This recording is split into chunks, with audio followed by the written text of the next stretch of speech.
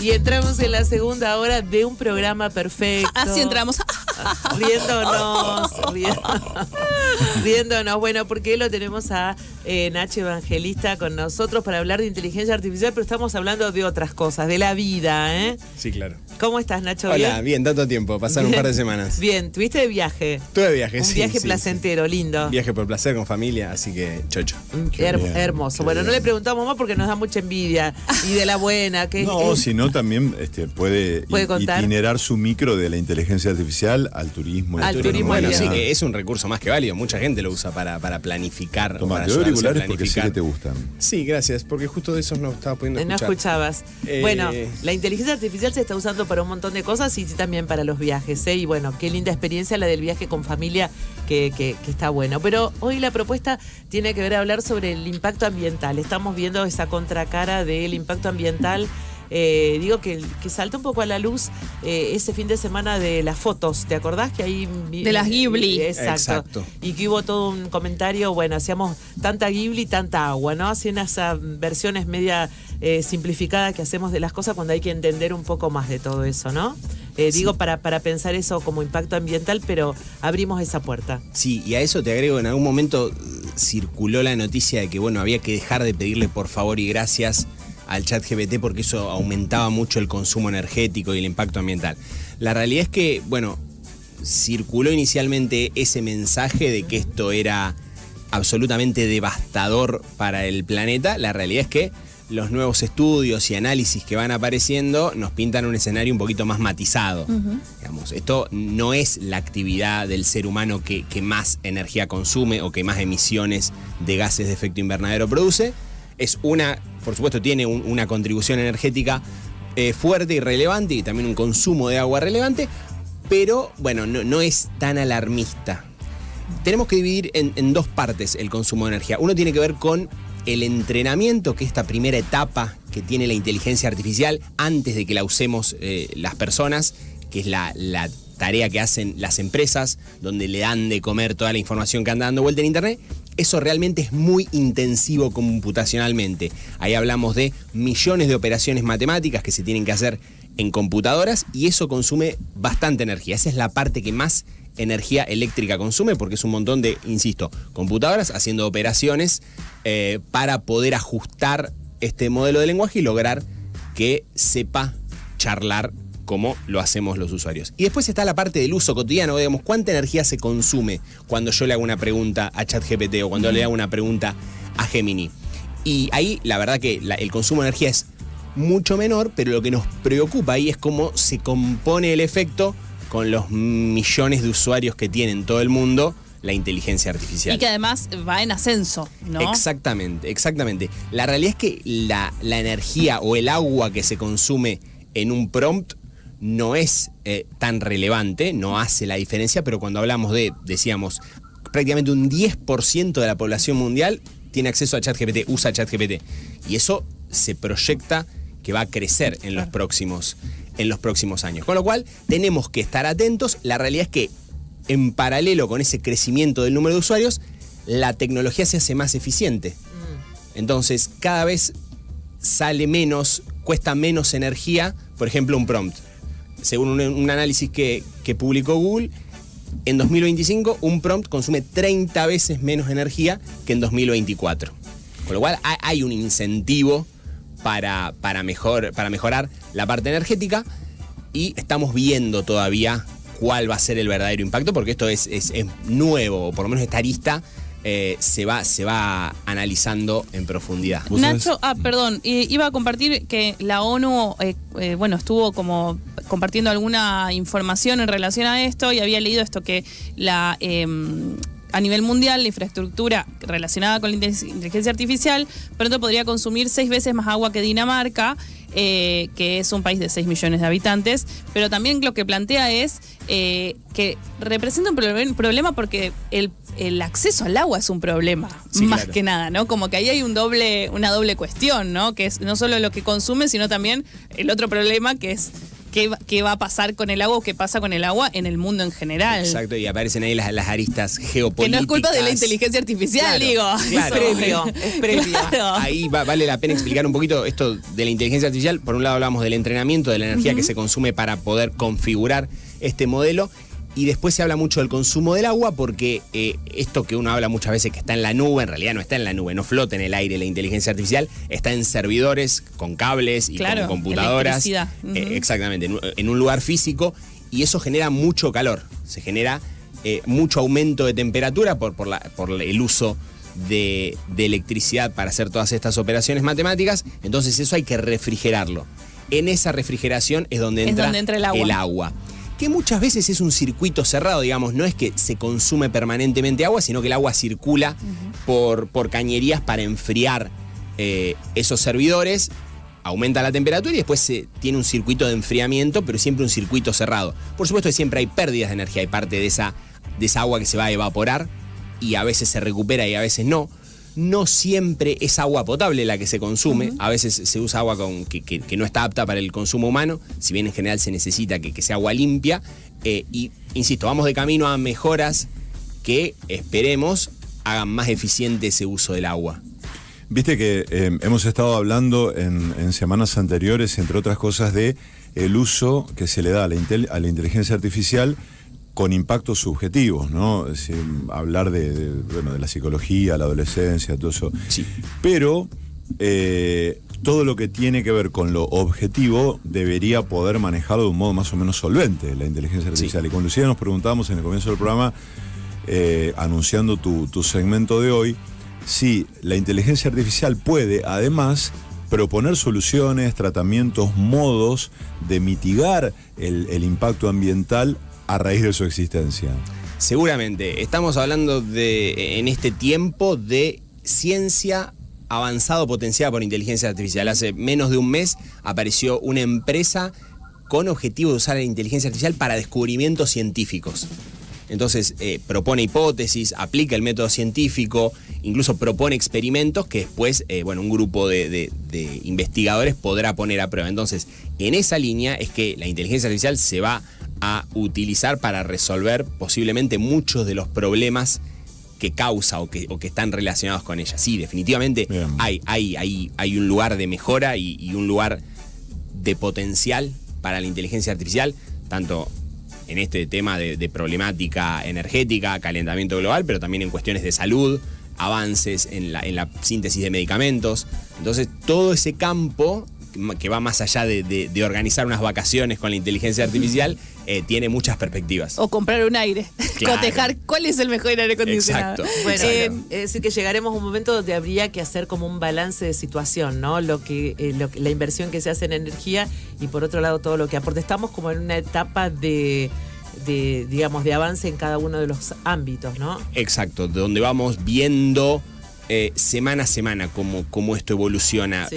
Este entrenamiento, que es la parte que más energía consume, tiene como problema que los modelos son cada vez más grandes, más pesados. O sea, venía GPT-3, después viene GPT-4, uno consume, tengo acá el dato, 1 gigawatt hora, que es un montón de energía, no importa, pero el modelo posterior consume 60 veces más para el entrenamiento. Entonces, a cada 6 meses surge uno de estos nuevos modelos que avanza, que es más potente y cada vez consume más energía. También que eso se hace una sola vez, insisto, el entrenamiento se hace una sola vez. Ayer Google presentó Gemini, que es su inteligencia artificial, la versión 3. Estábamos en la 2.5 y ahora tenemos la 3. Con ¿Y lo qué cual, trae, qué chiche tiene Gemini 3? por lo pronto, muchas de las cosas no llegan a decantar en el usuario normal porque tienen que ver con mejoras de razonamiento. Claro. Y la verdad que muchos ni siquiera explotamos todas esas capacidades de razonamiento, pero es muy fácil programar, por ejemplo. Uno le puede tirar una maqueta de algo que quiere diseñar y rápidamente tiene una página web o una simulación andando. Entonces la producción de ese tipo de contenido está potenciada. Incluye una cosa que ChatGPT en su versión paga ya tenía, que se llama modo agente, que es que la inteligencia artificial toma el control de tu computador y va navegando y va entrando y va explorando a través de internet para llegar a resolver una tarea que vos le pidas, como por ejemplo reservarte un pasaje de micro o reservarte una mesa en un restaurante, comparar, incluso, ¿por qué no hacerte la compra efectivamente Claro. del aire acondicionado? Entonces, es más potente en un montón de aspectos. La verdad es que están saliendo buenos comentarios de ayer a hoy. Hoy presentaron, ya que estamos así con un popurrí de noticias con Nacho. Habíamos hablado de un modelo de generación de imágenes que se llamaba Nano Banana. Sí, lo comentamos. Y ahora apareció la versión Pro con mucho potencial, que escribe sin errores de ortografía, que va resolviendo un montón de cosas que en las versiones anteriores no se podían hacer. Entonces el potencial de esta herramienta para edición de imágenes es muy poderoso. Eso se presentó esta mañana o ayer a última hora. Así que ahí hay un chiche nuevo del Nano Banana 2, como le dicen. Dice Google que ustedes han usado Google como siempre, y ahora aparece arriba de todo un resultado mediado por inteligencia Así artificial. es. Te hace Eso como un es nuevo. resumen de todo lo que buscaste. Y la verdad es que no funcionaba muy bien, ¿no? No sé si ustedes... antes el mensaje era: el primer resultado de Google suele ser el más confiable. Ahora lo primero que te muestra es lo de la inteligencia artificial, y hay que tomarlo con pinzas, porque a veces presenta información errónea o incluso razonamientos equivocados. Sí, y sobre todo cuando la búsqueda no es de algo tan sencillo. Ahora, o sea, ¿quién es el actor de tal cosa? Bueno, al toque con esa parte de inteligencia artificial está bien.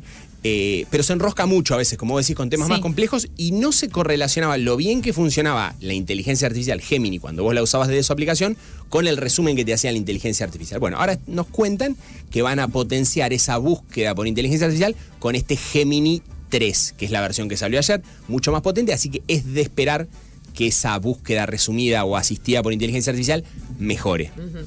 Me quedó como una duda de lo que venís contando.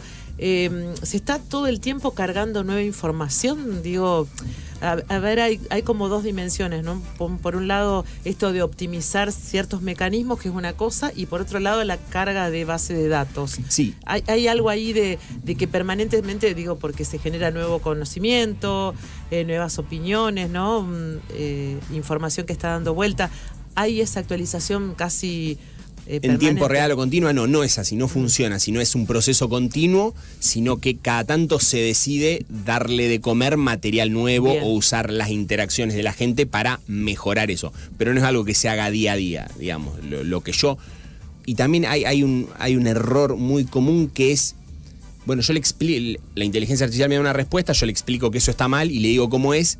Otro usuario no tiene acceso a esa solución que yo le digo, porque vos le hayas explicado a la IA cómo funciona un aspecto, no es que yo pueda acceder a esa información. Si yo le hago la misma pregunta, probablemente se vuelva a equivocar. El famoso Wikipedia, digamos, en el sentido que no es que uno libremente le pone datos, hay alguien que cura esos datos, que los revisa hasta que finalmente se publican y forma parte de esa base de datos, ¿no? Sí. No es que todos podemos aportar, che, yo te digo qué tal cosa, no.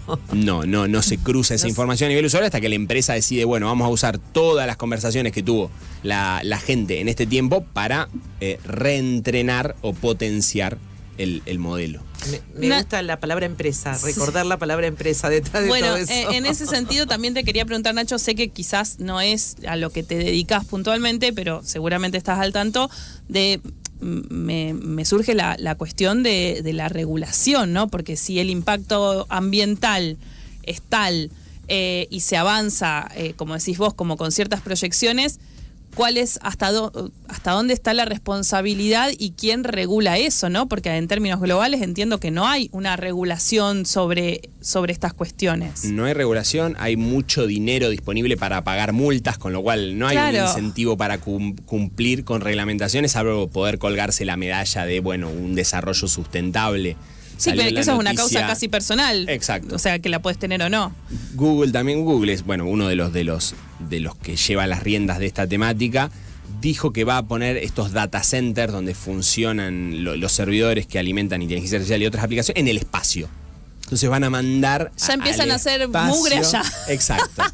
Porque eso se enfría con el vacío que rodea el vacío que rodea es un tema de lo redondo, ¿no? Alto Quedó título enroscadísimo tiraste. el profe de física No debería haber, un lapsus. El vacío que rodea a nuestro planeta. Qué buena frase. Si está inmerso en ese vacío, se enfría más rápido la tecnología que esté ahí. Entonces, hay proyectos. La verdad es que la reglamentación, como siempre, viene por detrás.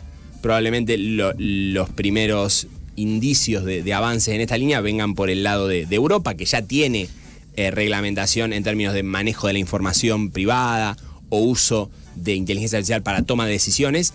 La parte ambiental seguramente va a acompañar. La Unión Europea puede ser que sí, tenga claro. una ley, Sí. claro.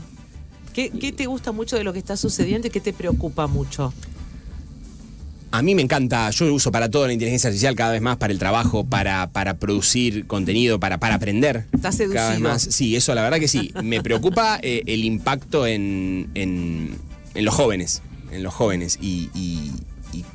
Y que esto también potencia esta cultura de la hiperproductividad, de que todo tiene que servir para algo.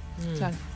Lo que lo empecé a leer a un filósofo que se llama Benazayag, que es argentino, que no vive acá en Argentina, que tiene un libro que dice Las máquinas no piensan, la inteligencia artificial no piensa, el cerebro tampoco, y él plantea esta idea de, todo, que la vida en sí es un acto inútil, que deberíamos revivir eso. Entonces me preocupa un poco cómo la inteligencia artificial parece que todo tiene que optimizar resultados, servir para algo. Sí, Lo que lo pasa utilitaristas o Claro, instrumental Lo que de pasa eso. es que ya hay ¿no? señas de ese impacto en esa tela humana. Ya hay, Sí. se ven perjuicios bastante grandes, digamos, en ese Sí, sentido. sí, todo el tiempo tenés que estar haciendo algo. Yo lo llevo para ese lado, digamos, ¿no? Claro. El no No- poder parar a descansar o en algún momento no estar produciendo No algo. como ese libro de Oscar Wilde, La importancia de no hacer nada. Exacto. ¿no? El momento feliz de no hacer nada. ¿Qué quería Claro. hacer? Nada.